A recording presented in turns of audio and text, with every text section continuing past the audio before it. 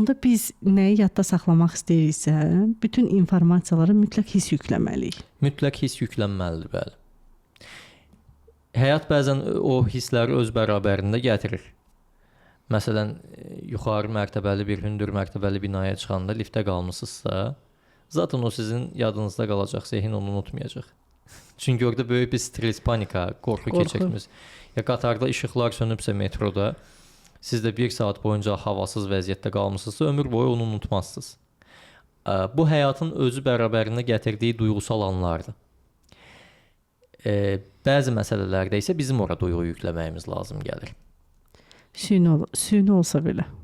Beyin süniyə, təbiiyə baxmır, beyin nəticəyə baxır. Çünki beynin belə bir özəlliyi var. Bu, bəlkə də Allahın insana verdiyi ən böyük nemətdir. İnsan beyni reallıqla xəyalı, illüziyanı ayıra bilmir.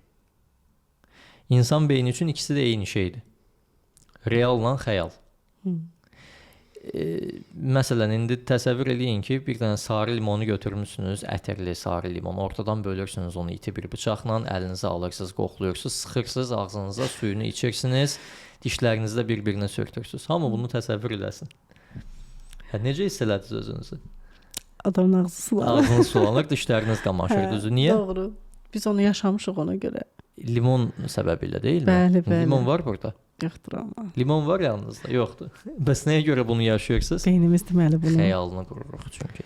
Çünki beyin xəyalla həqiqəti bir-birindən ayıra bilmir. Onun üçün ikisi də eynidir. Bu bir tərəfdən indi psixologiyada haşiyə çıxıb bir məlumat verəcəm. Ona görə də bir tərəfdən biz deyirik ki, insan istədiyin şeyin xəyalını qurmalıdır. Çünki xəyal reallaşmaq istəyir. Beyin ikisini də eyni olaraq qəbul elədiyinə görə xəyalı da reallaşdırma potensialı artır. Malikdir. Ona görə də yəni biz zaten istənilən halda istənilən informasiya ən çox sual yaranır. Mən yaşadığım hər şeyə duyğunu necə qatım? Orada artıq biz xəyal gücündən istifadə edirik.